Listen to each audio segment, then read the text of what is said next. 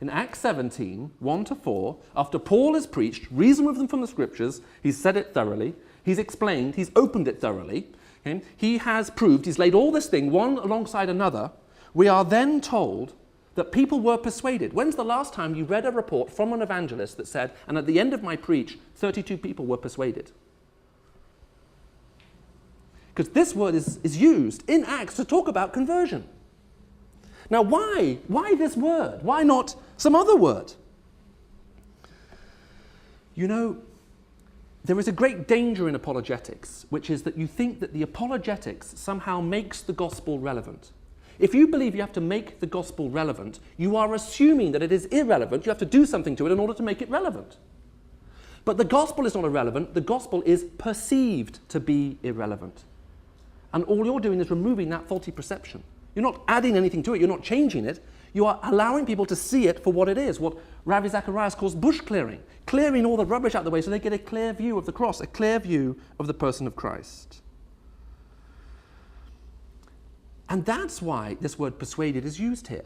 Persuasion here is very closely connected to the idea of faith. As a matter of fact, the verb to believe, the verb to persuade, and the noun faith have a linguistic and conceptual connection in the New Testament. They are all inherently connected one with another. When you put your faith in Christ, you are putting your faith in someone. They are a real person, they are there. Let's supposing I were to say to you, look, I have faith in the President of the United States. Now, depending on your political persuasion will depend on whether you agree with me or disagree with me. But when I say I have faith in him, you hear me to be saying two things. Number one, there is a real person who is the President of the United States. They actually exist. And number two, I believe they have integrity, that there is a truthfulness to them, so I can depend on what they say.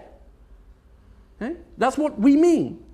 That's what the world understands we mean when we say, I have faith in this person.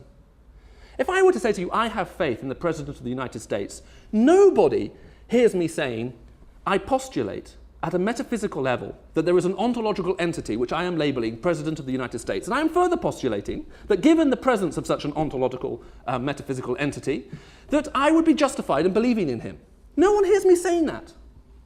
When you talk about faith in God, that is exactly the sense that faith is used. That's why in Hebrews 11:6 it says, without faith it is impossible to please God, and therefore you need to know what faith is, and Hebrews 11:6 handily gives us a definition. And faith is knowing that he exists, knowing that he is, statement of reality, and that he rewards those who earnestly seek him, that he's trustworthy, he tells the truth.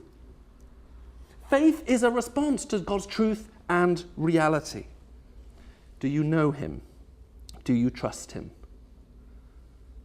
The goal in apologetics, and the goal of Paul's apologetic here, of his preach, is not to get people to accept his arguments, but to accept Christ.